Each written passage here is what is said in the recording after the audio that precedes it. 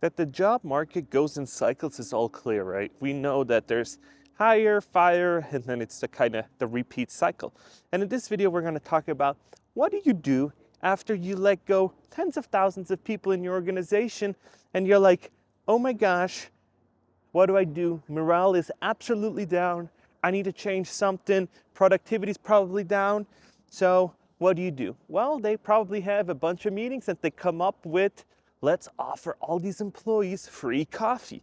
And if you think this is a joke, it's actually not. And so Intel actually said, hey, for these 15,000 people that we fired, morale now is down because all these firings we did. So what are we gonna do? Well, we got the solution for you. It's free coffee. And if you think this is a joke, it's actually not. And when you read about it, there's been studies done that, hey, free coffee is great, but hey, it ain't worth when you're so much down the rabbit hole of letting people go, it's not gonna help you out. And so I looked on Reddit a little bit and I read what are people saying on Reddit? So listen to this guy on Reddit saying, I worked at Intel 25 years ago. They decided at our multi-million-dollar day that too many markers and supplies were being wasted, so they limited the markers and whiteboards. So you had a meeting, and every time a bunch of highly paid engineers would spend 10 minutes going from room to room looking for markers. And then he goes on, when I pointed this out as a naive young person, I was told to shut up because you didn't want to be caught criticizing cost-cutting efforts. So this is the problem with corporate America. They have these grandiose ideas and they look on a spreadsheet and make data-driven decisions where they can cut money, but the impact that it has from the bottom people that actually are doing the day-to-day operations are tremendous, because these are the people that do all the daily tasks. They run around, they'll come up with how to actually produce your product. And it's like, how are we gonna do that? Oh, we're just gonna take away markers and we're gonna take away whiteboards. And what has a cost benefit to the top and say, hey, we saved, I don't know, $2-3 million with all these markers at all these offices, is gonna cost them more in labor while they're trying to find these markers. And something like that it just makes my head shake. When you have a huge company and you're like, yeah, we have markers and all that, and we're gonna start cutting on these little costs and on these little items, then all of a sudden you're saving money on the wrong spot. I know you gotta save money somewhere, but it always comes at an expense of the employee that's gonna have a cause and an effect, and that effect is gonna be they're gonna have to spend more time looking. And when you're having people that make $100,000+ looking for pens and markers and whiteboards for 10 minutes each meeting across the globe with hundreds of meetings a day, I am pretty sure you did not save money. You actually lost money. And so this is what goes on in the craziness of the corporate environment, right? They look at some spreadsheets, they look at some analysis and say, ha, let's do that.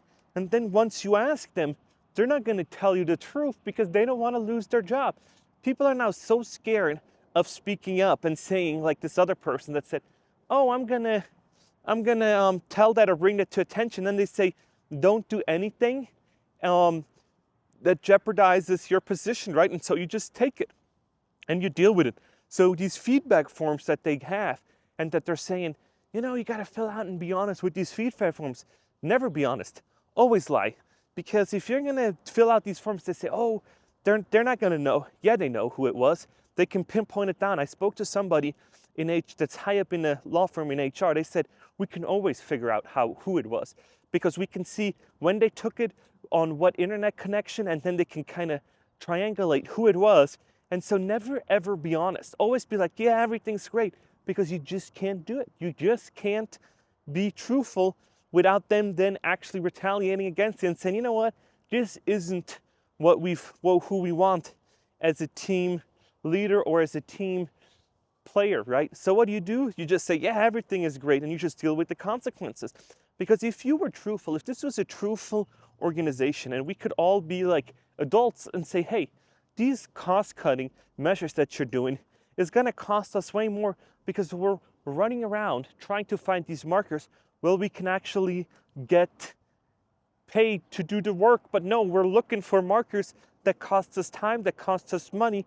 And it's probably not good if you're going from meeting room to see if there's markers, because if the other meeting rooms are occupied, all of a sudden you're like, hey, this is pretty crazy, right? And coming in and disturbing that meeting, and then they get off track. And so it creates a whole snowball effect. And sometimes that is really hard on numbers to showcase, right? So when you're looking at data-driven decisions, sometimes there's stuff that people don't tell you, and that's the problem that I always say with statistics.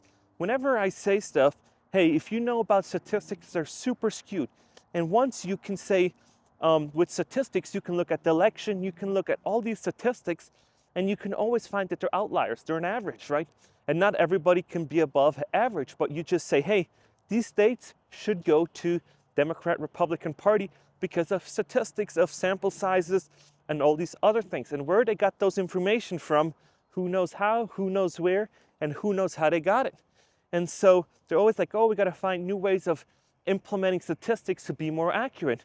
And so when you're in the corporate world, they do the exact same thing. They make analysis, they do SWOT analysis, and they do all these analysis trying to come up with ways how to solve the problem better and more efficient. And then they see, oh, if we see that number, then we're just gonna cut that. But then they don't see that, hey, we're shorting meetings a lot. But then they gotta see, oh, every meeting now is 10, 15 minutes longer because we don't have the markers. And so that's not gonna be shown on the company invoice, on the company stuff, because it's like, hey, we can't have find markers, right, on the billing where you do it. It's like find invoices and all that kind of stuff. It's not that detailed. And so that's how all these crazy things happen. And that's what's wrong with corporate America. We go into these cycles of we overhire and everybody's like, yeah. Then we do these TikTok videos where come work with me at Facebook and at Meta and work at this, and don't do any work at all and go there, do yoga, go hang out at the sleeping gym, go hang out at the cafeteria, and then do some other stuff because these videos stopped. Haven't seen those in a while because they probably all got fired. Then all of a sudden, there's these huge amounts of layoffs where they say, you know what, we're gonna reorganize everything, we're gonna lay it all off, and then it's gonna take a year or so, and then we're back to, let's hire a bunch of people, and hopefully we get a bunch of growth. Instead of going like steady up, we go like this, come down like this, go up like this, right? And so, is it wrong? That's for you to decide, but I sure think that we are always so fast of moving where we're like, let's do this, and let's do that. And then all of a sudden, we're like, oh shit, we should have just waited it out a little bit and not hired that many people. Or, hey, we shouldn't have bought that car over asking price. We should have just waited it out because now we can buy it way cheaper. But that's who we are as Americans. We're super happy to just pull the trigger, move fast, and then all of a sudden we're like, oh no. And when you're talking about stuff like that, and you're talking about innovativeness and being fast, of being like agile and all this other stuff, it's great, but it also has huge consequences, right? And not every fast movement is gonna be a great one. When you're looking at Toyota, reliability-wise and all that, they're trying to make small little changes to get you a good product. That's why everybody kind of loves these Toyotas. And not talking about these new ones, these older ones, they're always like, hey, we focus on reliability and we're not gonna rebuild and come up with brand new technology. And then you kind of see on the other hand, Mercedes and all these other car manufacturers, they're trying to innovate all the time and just have a bunch of other problems because they just innovate so much. Like, let's throw a digital dash in there. Let's throw some digital dash in there. Let's throw a whole computer in the trunk. Let's have everything controlled by the computer. And then it's like, where is the fine line between all of that stuff, right? Where's the fine line between having a good product and reliability? And that's also the question of where's a good happy medium between letting all these 10,000 people go and actually saying, hey, let's not hire 5,000 people, let's only hire 2,500. And so we're right in the middle of the fine line, so we don't need to do layoffs and make it more competitive. And one thing I still haven't gotten, nobody ever told me, yeah, I was impacted by these layoffs And social media is anonymous. Just drop me an email, say something if you got impacted, because these 10, 15,000 people had to do something. And that's also interesting because of Twitter, or X now. These people had to do something. What did they do? Were they just all hanging out? Were they just all just looking over each tweet? What were these people doing? And now we're still seeing that these companies are just running as smoothly as they were before from the outside looking in. Obviously, I'm not inside of them and I don't see if there's a dumpster fire or not, but there's got to be, it's still running. So what did all these people do? Because it's just crazy to me how you let 15,000 people go and your company's still running smoothly. And what did you do with all these laptops? Because every employee had a laptop. Every employee probably had 2 screens. Every computer had a mouse and a keyboard. So all of a sudden, there's about 30,000 screens, 15,000 laptops, and all this other stuff, right? So where did all that stuff go? You need a warehouse to fill that, or you just give it to them. And I don't even know if they actually gifted it to them, because they just fire people with FedEx boxes. I remember somebody said, oh, a FedEx box with a return label for the computer showed up. And so it's like, okay, that happened. And this is just the corporate world where we try to make, oh, small impacts, small changes, and then it impacts a whole nother industry. And all of a sudden we're like, oh shit, these changes we made really backfired. So what cost saving measures can you do? Well, you can come to the office 3 times a week instead of 5. Have hybrid schedules, right? Have unassigned desks, right? Say, hey, we're going to close down one building and we're going to consolidate. So you're not going to have your own desk. So you're going to only have a desk when you sign up for one, and you kind of go online and you reserve your desk for your team. And your team has days where they're going to come in. They have days where they're not going to come in. And so there's cost-cutting measures that you can do. You just think about it creatively, right? You got to think about it in a way where you have to think about employees and their consequences. Because these meetings, I bet you, were not about, hey, what effects are this going to have if we're going to cut all these Sharpies, pencils away from them, right? So these are just effects that I don't think anybody anticipated and aren't very hard to see unless you read stuff like that. And it would always be great to have somebody that will say that to somebody higher up, and then they would listen. But then stubbornness, especially with boomers and older generations, is going to come out and say, this is how we've always done it, and this is how we're going to keep doing it. And that's how you kind of hurt your own organization, you hurt your leadership, and you hurt your reputation. But I hear all the time when I speak to people that are in high positions at public traded companies or just any companies, they say, we've done this for so long, we're going to write this out. And I'm like, man, you're sure not innovative. And then all of a sudden, once there's going to be a switch, then all of a sudden they're going to say, hey, you know what? However they've done it is absolute garbage. Let's change it up 180 degrees. And they're going to revamp it. Rather than having a slow transition, we're like, yeah, you know what? Those are some great ideas. Let's slowly ramp these on, because we're phasing out. We're retiring all these boomers. We're retiring everybody else. And so the next generation is on the line. But people don't think like that. They say, we're going to keep this going. And when I'm gone, you know, it can be whatever. And it can be the biggest dumpster fire ever. And that's one way of doing it. But it's not where you hand over an organization or a profitable business easily, right? You want to have a smooth transition and say, you know what?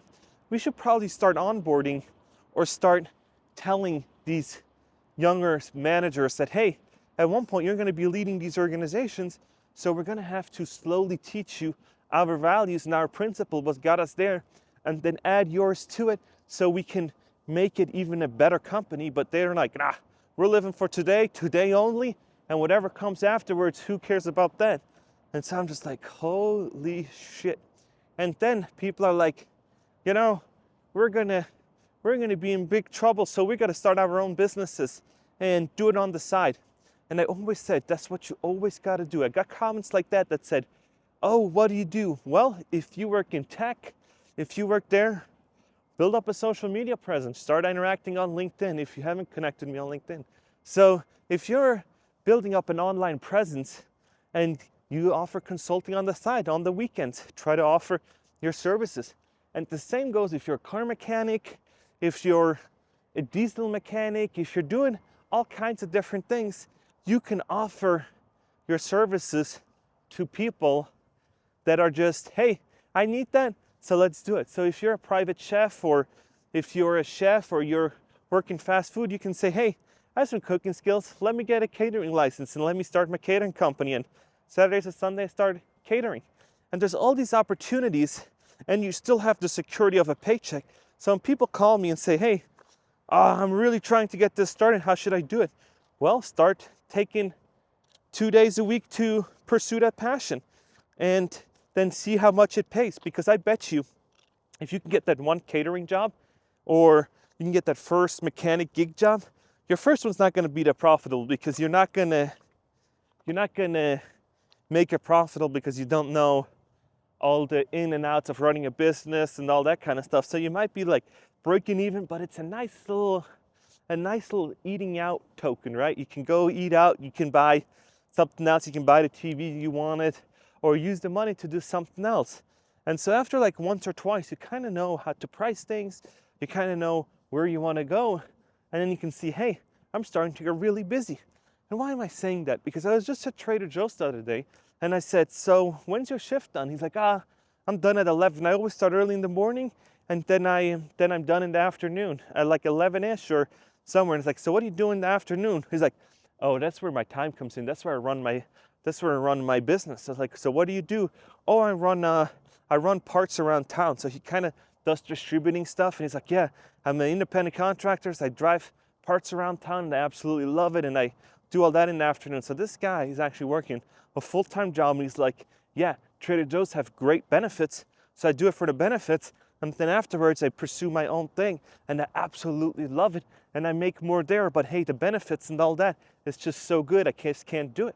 And so that's one way of doing it, right? You figure out how to do it. So even if you work at Trader Joe's or work at Walmart, that doesn't mean you can't start your own business and make it lucrative. And people say, oh, it's so hard to make it profitable. It is, but hey, you still have the security of your own paycheck. So what better safety net to do that than when you still have a paycheck? You don't really have a lot to lose unless you have a lot invested. So start off small and build it up. Let me know what you think about all that.